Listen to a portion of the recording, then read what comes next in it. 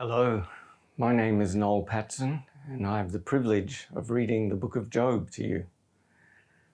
The book has special significance to me for many reasons, but most recently due to the loss of one of my sons in a horrific car accident.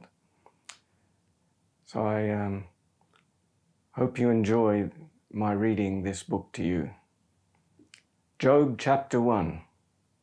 There was a man in the land of Uz whose name was Job. That man was blameless and upright, and one who feared God and turned away from evil. There were born to him 7 sons and 3 daughters.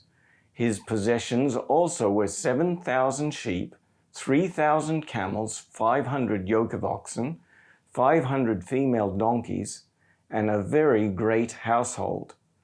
So this man was the greatest of all the children of the East. His sons went and held a feast in the house of each one on his birthday, and they sent and called for their 3 sisters to eat and drink with them.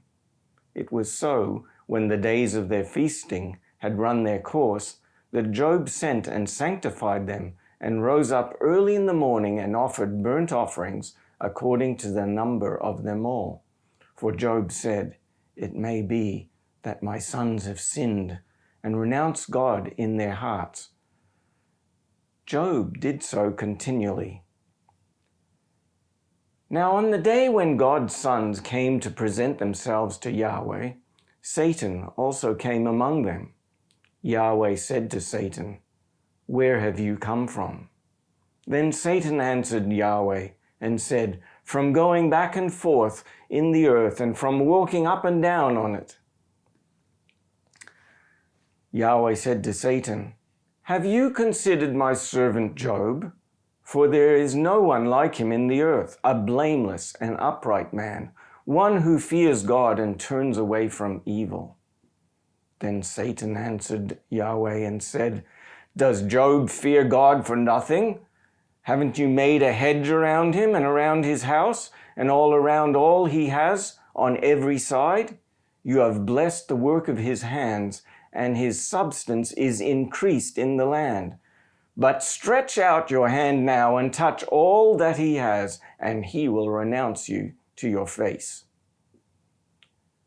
Yahweh said to Satan, "Behold, all that he has is in your power. Only on himself don't stretch out your hand." So Satan went out from the presence of Yahweh. It fell on a day when his sons and his daughters were eating and drinking wine in their oldest brother's house, that a messenger came to Job and said, "The oxen were plowing, and the donkeys feeding beside them, and the Sabeans attacked and took them away. Yes, and they have killed the servants with the edge of the sword, and I alone have escaped to tell you." While he was still speaking, another also came and said, "The fire of God has fallen from the sky and has burned up the sheep and the servants and consumed them, and I alone have escaped to tell you." While he was still speaking, another also came and said, "The Chaldeans made 3 bands and swept down on the camels and have taken them away, yes, and killed the servants with the edge of the sword, and I alone have escaped to tell you." While he was still speaking, there came also another and said, "Your sons and your daughters were eating and drinking wine in their oldest brother's house, and behold, there came a great wind from the wilderness and struck the 4 corners of the house, and it fell on the young men, and they are dead. I alone have escaped to tell you." Then Job arose and tore his robe and shaved his head and fell down on the ground and worshipped. He said, "Naked I came out of my mother's womb, and naked will I return there. Yahweh gave, and Yahweh has taken away. Blessed be Yahweh's name." In all this, Job didn't sin, nor charge God with wrongdoing. Well, this is the comments for Job chapter 1. Now, you've just been listening to Noel, a dear brother. And you might have been a bit surprised that it wasn't me that read the Bible today, but Noel is going to be reading for us through the whole book of Job, day by day by day. And the book of Job is very meaningful to him. He approached me last year when we first started doing the Bible, and he said he would really like to read the book of Job. And I had asked him what were his reasons for doing so. Now, one of the reasons I thought I knew what the reason was, but there were two reasons. One was that as a young boy, Job was a nickname of his because his father thought he was very patient. But the other was that in 2020, Noel lost his son Nathaniel. And so Noel has experienced, pain and suffering in a way that has brought this book alive for him. And, Job is someone who experienced a great deal of pain and suffering, losing children and much, much more. And the book of Job has become a source of comfort to many, many people, certainly Noel and his wife, and many, many other believers, but also even many unbelievers. And we're now entering into the wisdom writings of the Bible. We've been through the historical books, which finish in Esther. We're now at the next 5 books. Job, Psalms, Proverbs, Ecclesiastes, and Song of Solomon are all called the Megillot or the Megillo. It's called the 5 Scrolls, and they're all wisdom writings. And so there's a whole different style, and these books have been a great source of comfort to many people, even non-believers. And the book of Job is certainly one of those. And so I'm really grateful to Noel for helping me out with all 40 chapters of Job. A big effort. So well done to him. He came in on a Saturday and he spent an entire about 4 to 5 hours reading the book of Job. So really grateful for his help. Now, one of the I guess the big questions that most people have is about pain and suffering. Pain and suffering is a part of living. We all experience pain and suffering in different ways. And one of the questions it's like one of the big questions that people have is, how could there be a God of love or a loving God and there also be pain and suffering in the world? So it's one of those things that everyone thinks about at some point. The book of Job never gives a satisfying answer to that question, but even so, somehow it's comforting because it shows us that God's in control. And we're going to be thinking about this theme of pain and suffering and what causes it and what the Lord has done as we go through the book of Job. But I'll quickly tell you up front that there are really 2 elements to that question. One is the big question. Why is there pain and suffering in a world like this if we have a God of love? So that's called the theological problem of pain, because they're trying to understand the big reasons why. And so even people who don't experience the most difficult things still have that question because they're trying to intellectually understand it. But then there are people like our dear brother Noel who've experienced it at a personal level. And many people have. Many people have experienced personal pain. And so there's a personal problem of pain. Even if you know the theological answers, sometimes they're not overly satisfying. Because, you might say, as we go through the book of Job, we'll see that God had his reasons, but we didn't know what they were, and things like that. So it all comes down to sometimes the fact that the best answers we can give aren't always that satisfying. So the problem of pain becomes very personal. Why did it happen to me? What did I do to deserve this? And so when we look at the life of Job, we've got an example of someone going through both of these problems. He went through the theological problem, and that's what all these debates are about, but he also went through the personal problem of pain. And so people relate to Job. They can see that he went through it. He was able to maintain his faith in God, and it's encouraging to people because it shows them they can too. So, and to quickly give you a summary of the solution to the personal problem of pain is 3 things. It's Christ, because Jesus Christ himself went through pain and suffering. It's the church, because the church is a body of believers that you belong to. In other words, it's a family that will be with you as you go through your pain. And it's the scriptures. It's, for example, books like the book of Job, which are a source of information and encouragement, to help us keep our eyes on the Lord Jesus Christ. So we're going to be exploring, the wisdom writings, and in particular the problem of pain and why do evil things happen to what seems like good people, and as we go through this book. So one of the big questions about the book of Job is who wrote it, when was it written, and where or when did Job live? Some people think the book of Job is just a parable. They think it's just like a made-up story like the prodigal son or something. It's set in a kind of a historical period, but they think it's got truth in it that we can learn from, but it wasn't actually a true thing, didn't actually happen. So there's a few commentators that think that, but a surprisingly number of contemporary commentators think it's a true story. And this idea comes from, there's reasons for thinking this. Number one, the very first verse says, there was a man called Job. So it doesn't start out sounding like a made-up story. It starts out very factual sounding. And he came from the land of Uz. Now, some people said, well, we don't even know where the land of Uz is, except Uz was the great-grandson of Noah. So when you go to your Genesis 10, and it's got, Noah and all his descendants were Ham, Shem, and Japheth. His son Shem had a bunch of sons, and one of them was called Aram. And Aram had a bunch of sons, and one of them was called Uz. So there you go. It seems that it quite likely that the land of Uz was the area of the world that Uz went, and he lived there. That was his land, the land of Uz, and that Job was living in that area, probably was one of Uz's descendants, one of his children or grandchildren or great-grandchildren living in that area. So we've got we don't actually know where Uz is exactly, like the geography of it, but we get a sense of it. It's in the age of the patriarchs, like it's in the time of Abraham, or maybe in the time of Abraham's father or grandfather. It's in that period of time. And during that period of time, people lived longer. So when you go back to Genesis and you track the ages of people, they lived a long time when the earth was young, but as the earth went along, their ages got shorter and shorter. Noah lived like 900 and something years, but then it wasn't only a few generations and they were only living 400 or 500 years. And then a few more generations, they're only living like 200 years. So their ages were coming down.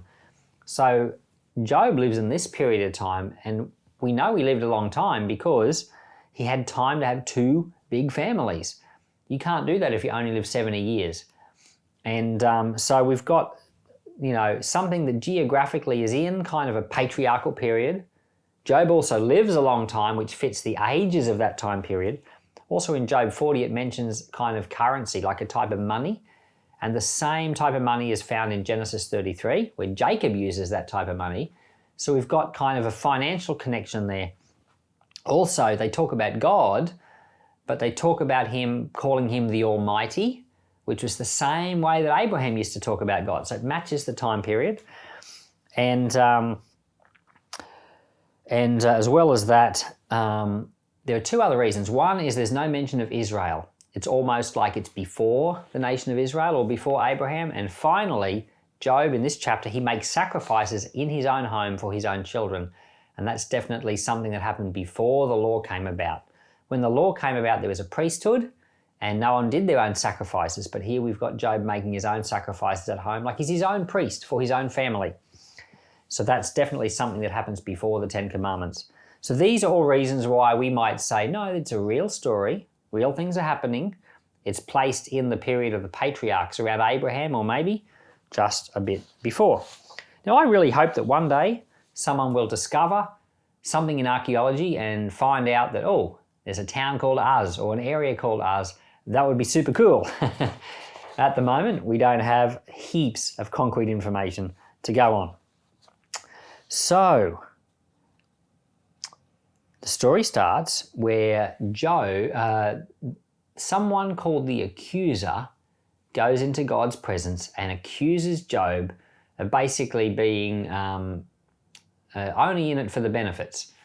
So the Accuser, if we go to Revelation chapter 12, it describes somebody who is called the Accuser of the brethren, who accuses them day and night. Now, who is that? It's none other than Satan. So Satan is labeled here the Accuser, and it's the same name he has in the book of Revelation.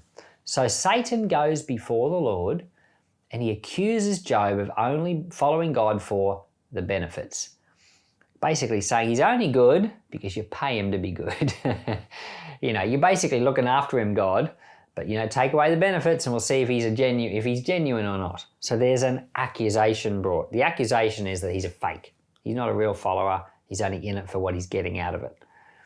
And accusation is a terrific weapon if you're looking at it from the effective point of view, or it's a terrible weapon if you're looking from the point of view of it being done to you.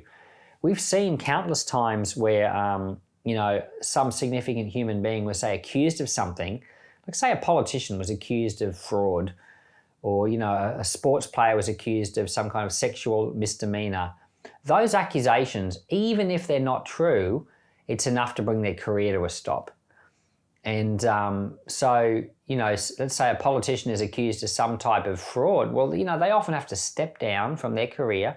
They have to be investigated. There's a court trial. Sometimes it's years.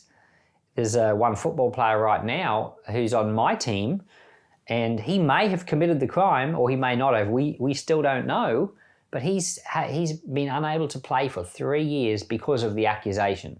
So if we find out in the future that he's guilty, fair enough.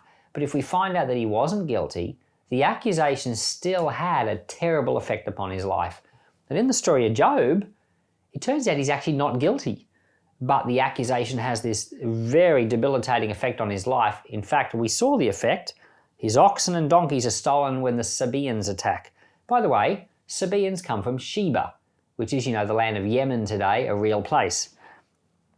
Then fire falls from heaven and all his sheep die. Then the Chaldeans attack and camels are taken. The Chaldeans, by the way, are the Babylonians. That's a real place. And then his house collapses in a windstorm and all his children die. So he has these 4 terrible disasters that come because of the accusation. And you wouldn't connect it to an accusation, and he doesn't. He doesn't know that that's what's happened. He has no idea that he's been accused and his motives are being tested. Now, all the way through the Bible up to now, we've been in the historical books, and there's been, a number of themes that have been pushed. But one of the themes that's been pushed all the way through, we've seen it all through the history of Israel, was when people follow the Lord, things work out well and they're blessed. Way back in Deuteronomy 28, when the Lord made a covenant and he said, if you do what I want, you'll be blessed. But if you don't do what I'm telling you, you'll be cursed. And this theme has gone all the way through the historical books. And it is a true theme. That's how things work. They do work as a principle, but they also work in eternity. But when we get to the book of Job, suddenly we find out it's more complicated than that. Because sometimes bad things happen to good people, at least while they're alive. Because in eternity, that's not the case at all. In eternity, you can trust yourself completely into the Lord's hands. But now we start to find it in the wisdom writings. We find out that sometimes things happen differently. Like in the Psalms, we're gonna come across people who prospered even though they were evil. And here we're finding out someone that's suffering even though he was good.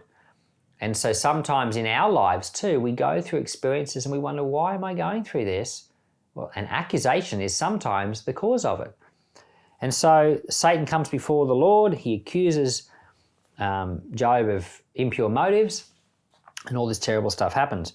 Now, some people would say Satan can't go before the Lord. He's not allowed into heaven. This is where different commentators say different things, and I'm actually not 100% sure what's right. One of the commentators said that Satan doesn't go before the Lord because he's been cast out of heaven, but his words come before the Lord in the mouth of those who do go before the Lord, which is believers. And I do know that that's completely true.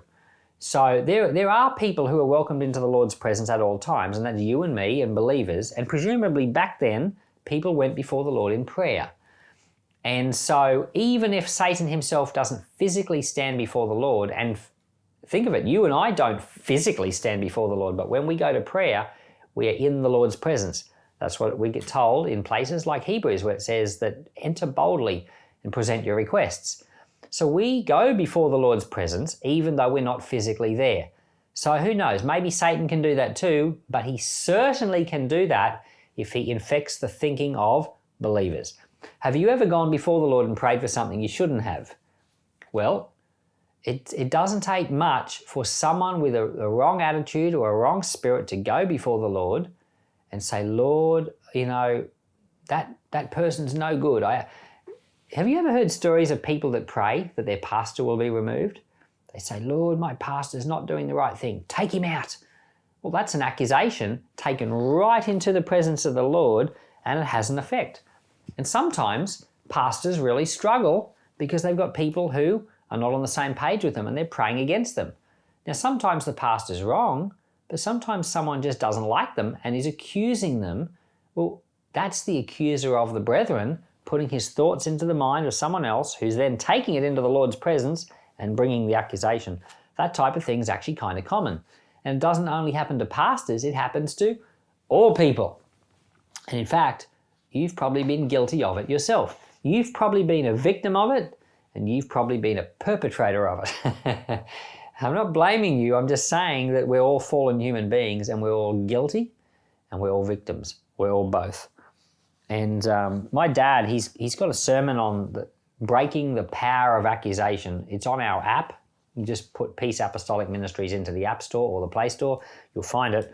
Get the app, get the message called Breaking the Power of Accusation, and my dad has a great sermon on this.